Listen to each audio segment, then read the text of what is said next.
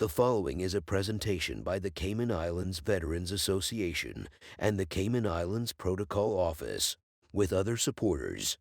This documentary will give you a brief audio-visual overview of Caymanians' dedication and perseverance in the defense of freedom and democracy during democracy's most challenging times.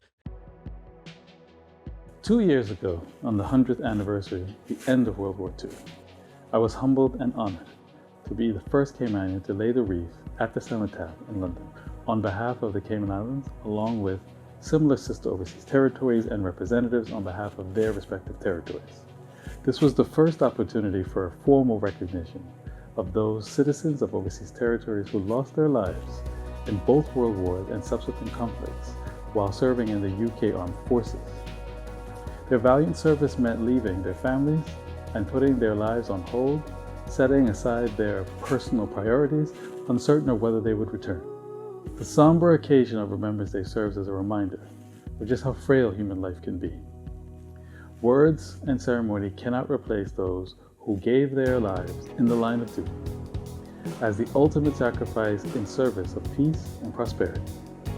Remembrance Day, therefore, is an occasion for government and the community to honor and pay tribute and express our profound gratitude to all of those Caymanians who have represented our three islands in military forces. We all must also extend similar gratitude to our fellow Cayman Islands residents who similarly gave of themselves through military service in the UK, the Commonwealth, and the Allied countries. Thank you for your service.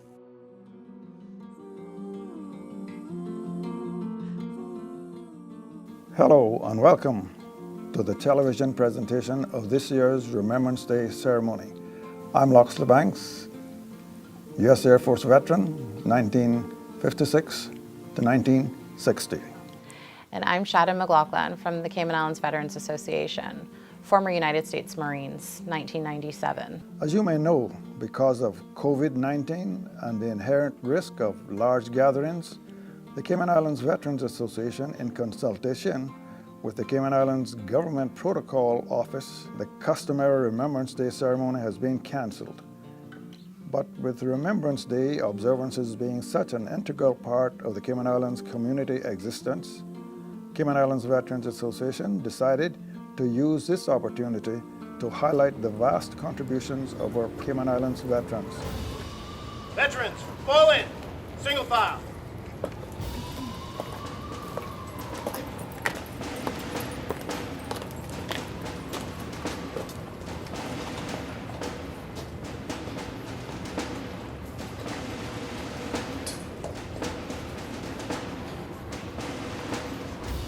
During this time of remembering the sacrifices and dedication of Caymanians and others who during democracy and freedom's greatest challenges gave their all, some made the supreme sacrifice, gave their lives, the Cayman Islands Veterans Association presents a short narrative on the sacrifices and services rendered.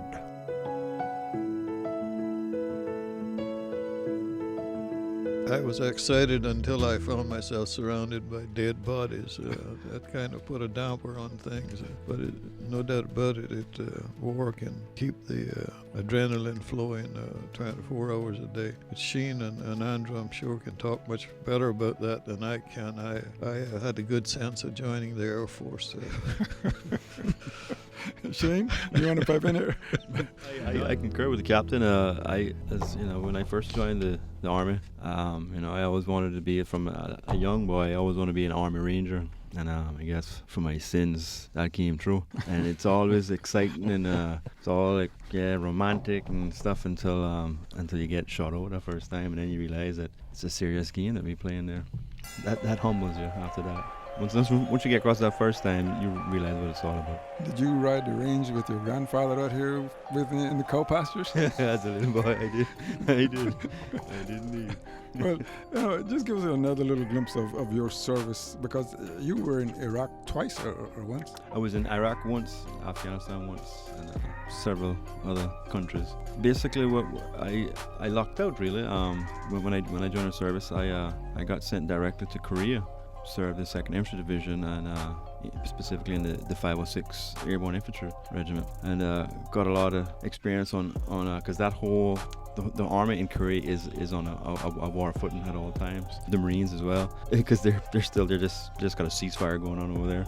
From there, came back and went straight to the 101st, and the 101st is deployed all over the world all the time. So we got a lot of real world experience as young soldiers, which put us in a good spot when it came to the bigger, larger conflicts after 9/11. We had a lot of experience with dealing with conflicts and conflict zones and leading soldiers in conflicts. Andrew? Yeah, I can say that from my experience, there was a big sigh of relief when they found out we were going to war, because for the Marines, we train for war but pray for peace. But of course, when your back's up against the wall and you got to produce, every day we're training and getting ready for that conflict. So it's almost a sigh of relief when it's finally in front of you, and you're going to get to use that equipment and the tactics and things that you practiced on tables and boards and exercises. Now we're going to get to put it to some real use. But as I have to agree with my colleagues here that and my fellow soldiers in arms, that when people start dying around you and things start taking place, that's when the realities come.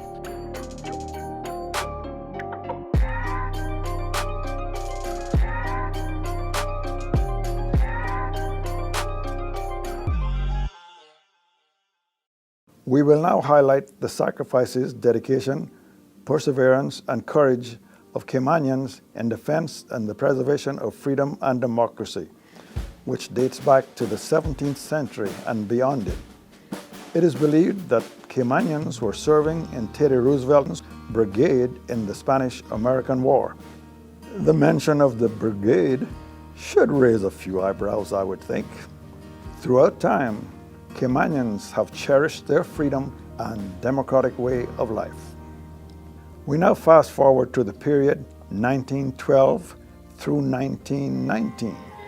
In this time frame, the war to end all wars, World War I, was raging. And that's the way the war was described. Caymanians' population at that time was approximately 25 to 3,500 people. This provides some significance to what we are going to say now. There were two Caymanian brothers, Huel and Kyvie Yates, from Yam Peace in West Bay, who fought in the British Royal Army in Africa.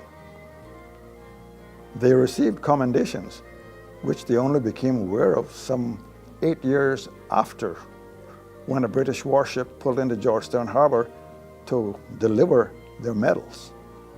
Further in this period, there were some 250 Cayman Islands seafarers that were registered with the U.S. Army Draft Board. Some were drafted into the Army, while others served in U.S. Army transport missions on the oceans of the world, delivering war material and goods to Britain and Europe. The next time frame we will look at is 1919 to 1946, the era of the Great Depression and World War II. During the Depression, from 1928 to 1939, our islands were practically self-sufficient in food supplies. Then in 1939, World War II raised its ugly head, and Caymanians again rushed to the forefront of the battle to do their part in defending freedom and democracy. The population on the islands were now 3,500 to 4,500 persons. It is estimated that during World War II, some 1,000 Caymanian men and women were involved directly in the defense of freedom and democracy. Some 150 men were drafted into the local Home Guard. Some 350 young men were conscripted to the U.S. and British Navy, Trinidad Royal Navy, serving in the Atlantic, Pacific, and Caribbean regions. Approximately 250 men were serving in the militarized U.S. and Britain's merchant marine fleet. An additional 150 were serving in direct battle roles. An example is Andrew Henning from Bogasan Road in West Bay, who went ashore on the beaches of Normandy in France in 1944 with the 101st U.S. Army Division and fought their way across Europe to the River Rhine and Berlin, taking some 11 months to subdue the German army.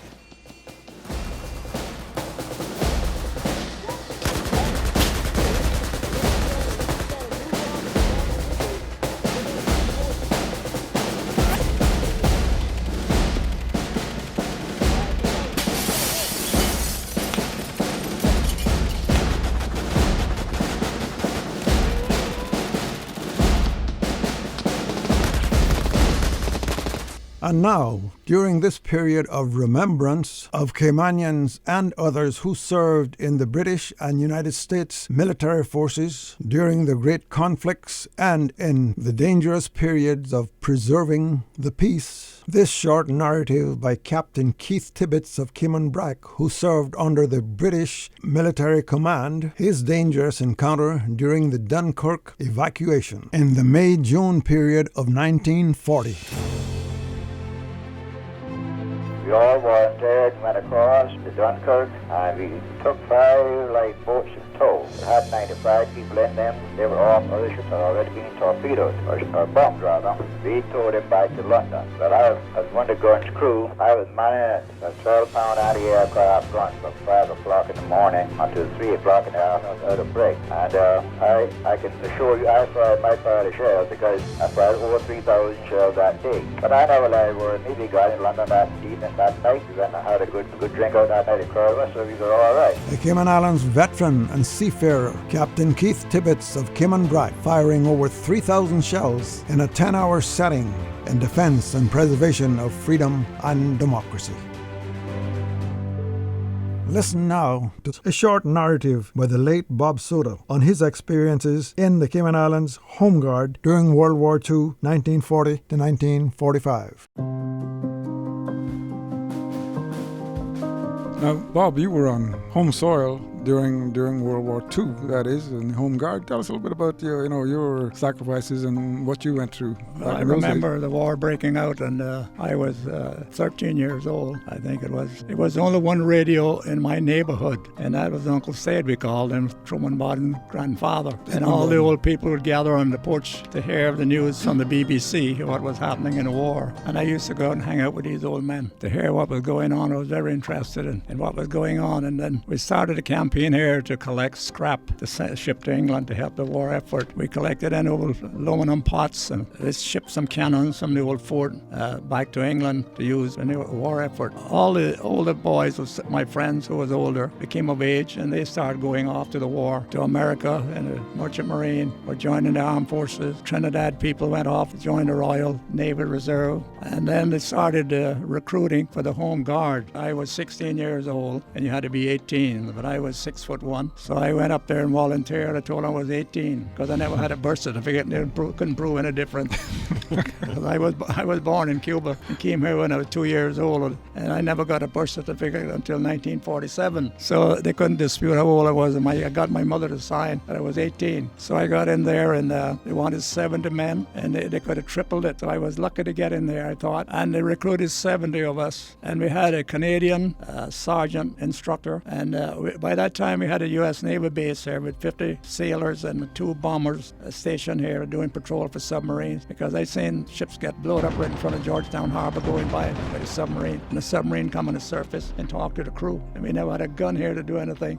Some of our men went out on the Simboka to pick up the men, bring them in. We went in basic training for 3 months. We had rifles and Sten guns, call them Tommy guns or Sten gun, 30-round magazine. You could cut a coconut tree in 2 with it. We got 2 field artillery pieces, 3-inch guns, and we had a lorry truck that could move them around the island wherever we needed them if it was needed. And we had some gun emplacements in Georgetown where we kept one in the gun emplacement right next to the public school. And across the street we had ammunition dump, or rifle ammunition. I did training in Jamaica with the British Army. I had 2 tours of duty over there over the years, and I took a course in artillery over there. I'd like to have been on the active army or the Air Force to do something more for the country, because Caymanians were patriotic, and to the mother country, and I am still that way, even though our culture has changed over the recent years, but it hasn't changed me. I would like to see some of our younger people today step up to the plate. It's a very good thing to do, serve in the military. It taught me a lot, and I had those things that I have been a guide for my life ever since I served.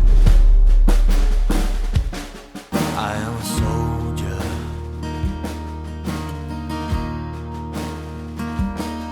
I ain't a priest. We had stations, Northwest Point Barkers, North Side, East San Pedro Bluff, and 2 stations in Georgetown, plus the headquarters, and a central where we called in all the reports from the outer stations. And we would relay everything to the U.S. Navy. All the reports had to go to the U.S. Navy base all hours of the night. I remember one night I was working with Arthur E. Banks. He was in charge of the headquarters for central control, and I was working with him, and we had a report came in 2 o'clock in the morning that the station in Northwest Point called in. They had seen a rubber boat come in and put 2 people ashore, Northwest Point. So I went up there, and they had a little building at the gate. Man is always there 24 hours a day. And when I went there, he had a 45 out laying on the shelf with a little window like this, and he was sleeping. So I took the gun, pulled it off, and grabbed him and shook him. He jumped for the gun. I said, I got it here. I was scared if I woke him up, he would shoot me. I said, I'm not going to tell anybody anything. So I had to go directly to the commanding officer, barracks, and wake him and give him the report, And then we all saddled up, went to West Bay all night in the mosquitoes, searching West Bay for these 2 men. Never found a thing. The preceding is an excerpt from a CI Retro's radio program highlighting the service of Caymanians within the various military settings. Listen now to seafarer Mr. Lee Smith, who in 1940, during World War II, was sailing under the British Admiralty Military Command, as he briefly describes the danger he faced. I'll never forget, this voyage was from Australia. It was in the South Atlantic, between Cape Town, South Africa, and Sierra Leone, North Africa. We saw this, it looked like a bird on the horizon, and shortly after that, the captain got a signal saying, stop and don't use your radio or we'll blow you out of the water. So this was a message from the Germans? Yeah, that was the Admiral Scheer, and in no time at all, this ship was alongside of us, told us to take our boats and get off the ship and proceed to the Admiral Scheer. And as soon as we got aboard, they torpedoed our ship. The Scheer took us aboard a supply ship, and we was on there for 3 weeks. This is a German supply ship? The German supply ship. We was there for 3 weeks.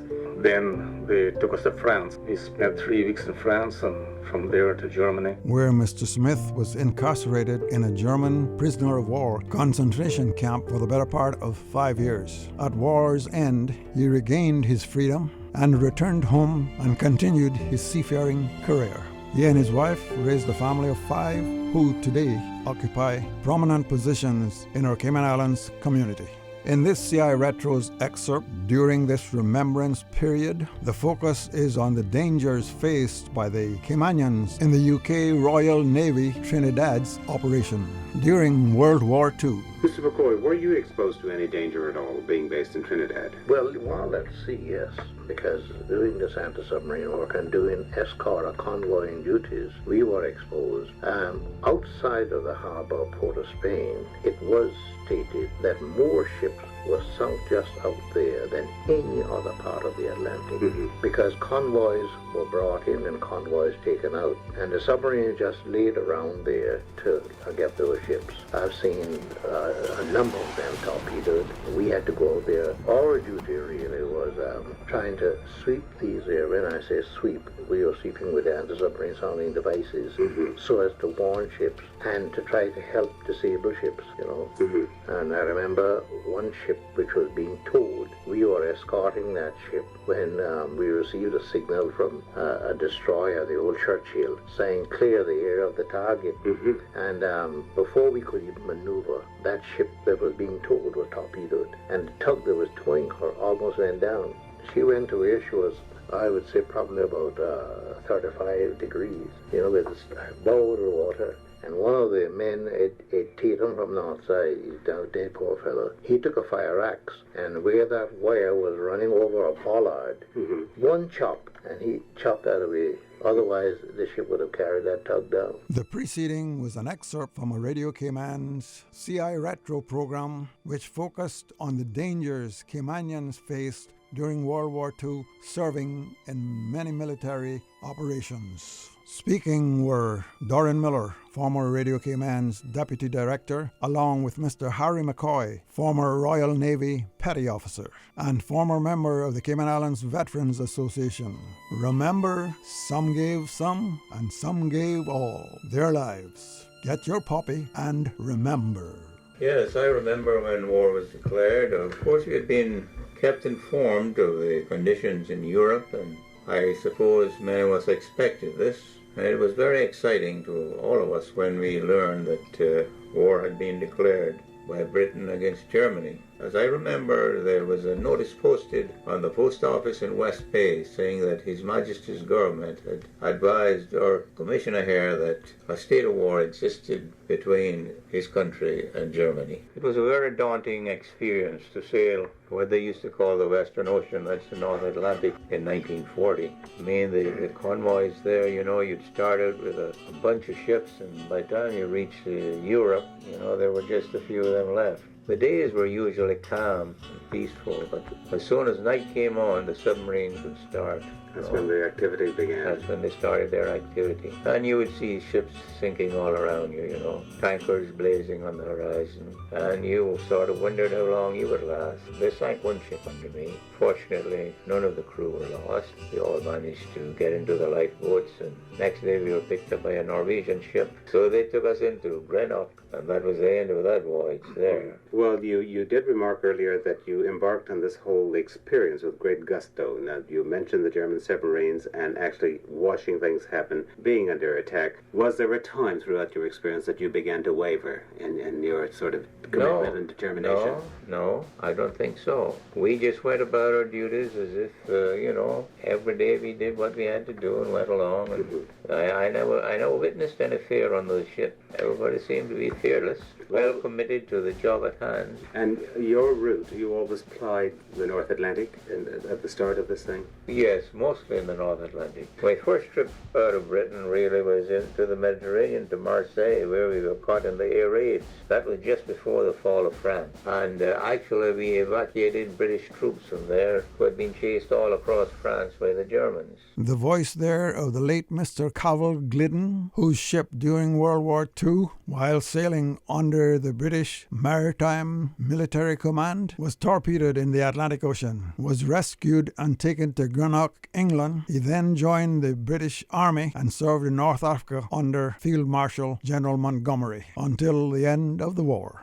With some 1,000 men and women involved directly in World War II efforts, it is believed that the Cayman Islands had the highest percentage of its population of any country in the world defending freedom and democracy during one of the most perilous times humanity has ever experienced.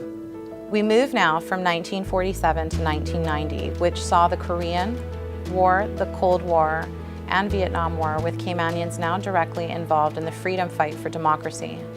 Victor Ebanks, Keith Bodden, Osley Ebanks, Kelsey Wallace, Keith Yates, Dale Banks, Raoul Smith, Loxley Banks. Paul Ebanks. I am Vice President of SIVA, and I served for 9 years in Her Majesty's Royal Marines. Rudi Kudrycki, I'm retired from the German Air Force in 1989 as a lieutenant colonel. I was flying all kinds of different airplanes and fighter jets, and after my retirement I went for 7 years to the United Arab Emirates and did basically the same thing there.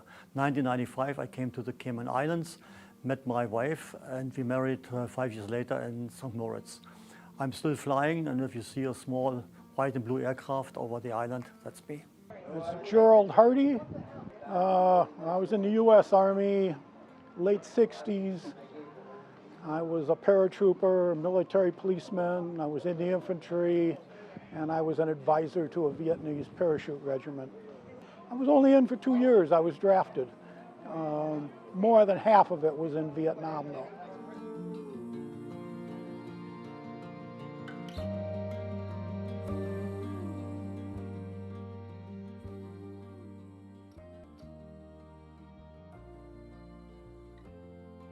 Victor and Keith served in Korea whilst others were deployed in Germany, Japan, the UK, and the wider Pacific region.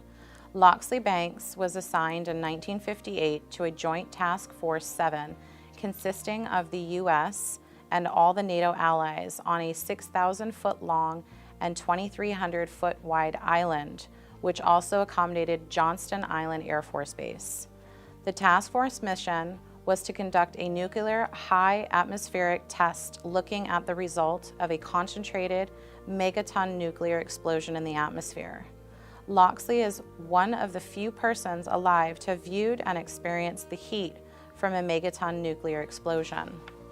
Here from a report released some 50 years after the operation was completed, Operation Hardtack was designed to have 3 exoatmospheric nuclear tests, each in the 3 to 5 megaton range, detonated some 6 miles above ground zero where we were at, to see the effect of a high level of heat and fission injected in the ionosphere. The first test exploded a lot closer to ground zero than was planned, thus injecting a high level of nuclear radiation at ground zero. The second test went pretty much as planned and knocked out communications between the east and west for some 36 hours, causing great concern at the Pentagon and other operational centers. After many anxious hours, communications began to be restored, and the first message received on Johnston Island, where we were at, from the Pentagon was, "Are you still there?" In the immediate after the second shot, the third test was cancelled as the Western Allies and the Soviet Union entered into a nuclear moratorium. A footnote here, the atomic bombs that were dropped on Japan during World War II was 150,000 tons, compared to Operation Hardtack's 3 to 5 megatons.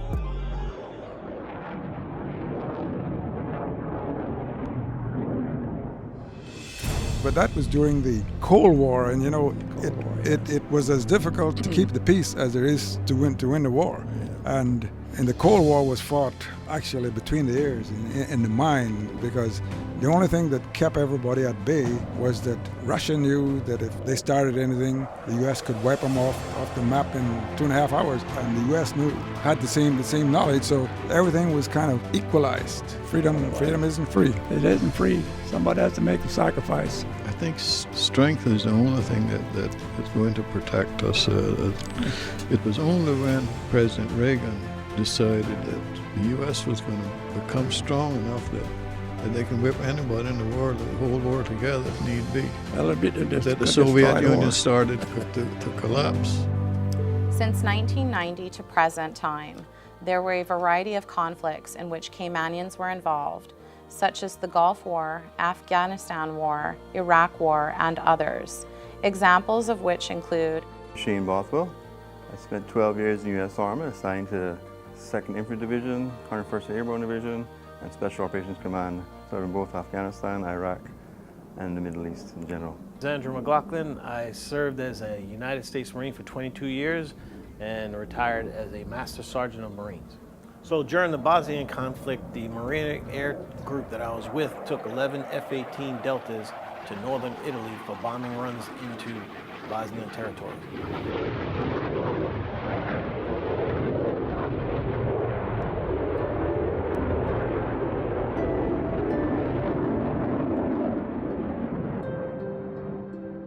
One thing I'd like to just ask you here. I think we all come from Christian homes, brought up in Christian homes. How important did our faith play in our existence within those kind of environments? Captain? Well, they say there are no heathens in foxholes. It plays a big part, on the other hand, you got to realize too that, for instance, there are other religions. If you're killed in the line of duty, let's say, you're going to go straight to heaven where you're going to have 72 virgins waiting for you or something, which would seem to me makes it a lot easier to die. If you're a Christian, you're not quite sure where you go. You don't believe that if you're a Christian. Well, I'm very proud of my faith, and when I think back that out of the 70 men that I've served with, there was 65 men that's gone on, and for their yesterday, they gave their yesterday so we may have our tomorrow. Shane, you got anything to? I'd say the truth. Yeah, I had my come to Jesus experience as a young soldier in Africa. First time I ever went to that part of the world. It was just a short deployment just to do an evacuation of U.S. embassy personnel in the Ivory Coast. Really didn't think we were going to get back out of there. And I remember the platoon sergeant saying, "All right, guys, let's pray." And we prayed before we left the compound to get back to the airfield. And from then on, I was a believer. It works. Yes, sir. Andrew? In the Marines, it starts in recruit training. There's a very strong religious influence in recruit training. The Marine Corps motto that goes back to the beginning of the Corps is Semper Fidelis, always faithful to, number one, God, your Corps, and your country. And we instill that in each and every Marine. Like the captain said, there can't be no atheists down in a foxhole. Another big influence that they couple along with religion is Mama. Yes. Never forget, she's the one that got you this far. That's right. And you owe her a lot. And we dare not forget their old dad. I think the military certainly places a great emphasis on spiritual well-being.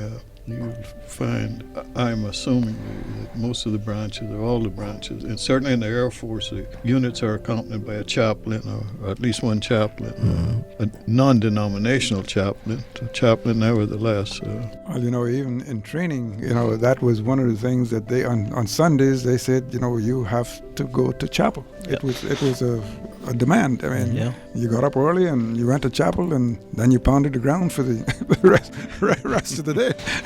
Yeah, we was all marched into the Presbyterian Church, all 70 of us when we were in boot camp. Members of the Cayman Islands Veterans Association discussing there the role that faith plays in military situations, combat and dangerous assignment.